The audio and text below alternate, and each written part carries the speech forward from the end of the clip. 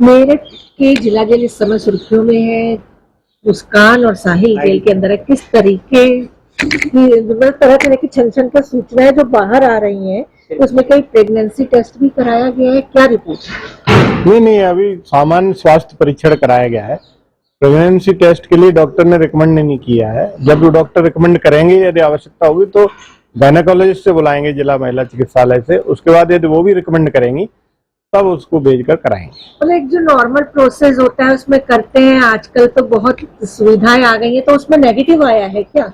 नहीं, एक्चुअली क्या है कि जेल में कोई जिला महिला चिकित्सालय नहीं होता है या महिला चिकित्सक नहीं होती है, तो बेसिकली प्राइमरी तौर पर पूछ लिया गया है। अभी आवश्यकता प्रतीत नहीं है, मना किया है।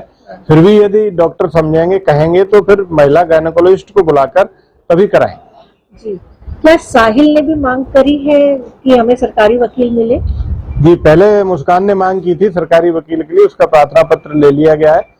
कल साहिल ने भी मांग की है, तो उससे भी आज एक प्रार्थना पत्र ले लिया गया। दोनों के प्रार्थना पत्र आज जिला विधिक सेवा प्राधिकरण को सरकारी वकील के लिए भेज दिए गए हैं। उम्मीद है कि 1-2 दिन में उनको सरकारी वकील उपलब्ध हो जाएगा। अच्छा, परिवार से बात करने की इच्छा भी जताई थी, तो किससे बात करना चाहती थी मुस्कान? किससे बात करने की इच्छा जताई थी? नहीं, उसका कहना ये था क्योंकि यहाँ बंदी आपस में बात करते हैं तो पता चल जाता है कि पीसीओ का सिस्टम यहाँ पर है।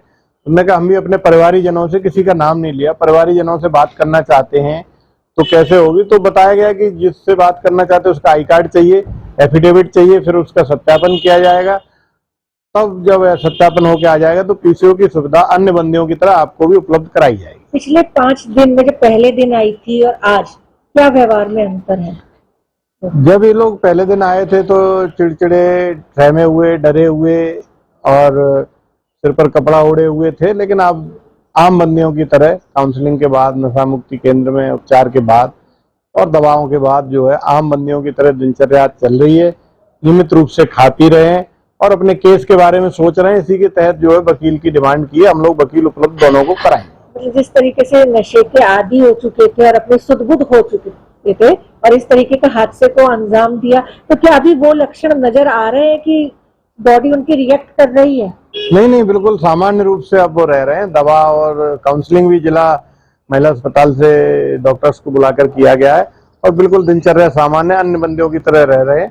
काफी हद तक सुधार हो गया। जब नया बंदी आता है तो यदि वो लंबे समय से नशा लेता रहा है तो उसको विड्रॉल सिम्टम आते हैं, वो धीरे धीरे समाप्त हो गए। तो क्या उसने अपनी बेटी के बारे में भी कुछ पूछा? जेल में आने के कुछ ऐसी बात करी जिससे लगता हो कि उसे, मुस्कान को दुख है? नहीं, हम लोग को इस तरह से ट्रेनिंग दी जाती है कि किसी भी कैदी के या बंदी के व्यक्तिगत जीवन पर कोई टिप्पणी नहीं करते हैं, न जानना चाहते हैं, न कोई उससे चर्चा करते हैं या केस के बारे में कोई चर्चा नहीं करते हैं। तो ऐसा उसने हम लोगों से कोई डिमांड नहीं की। तो बेटी से मिलने की इच्छा जताई है उसने?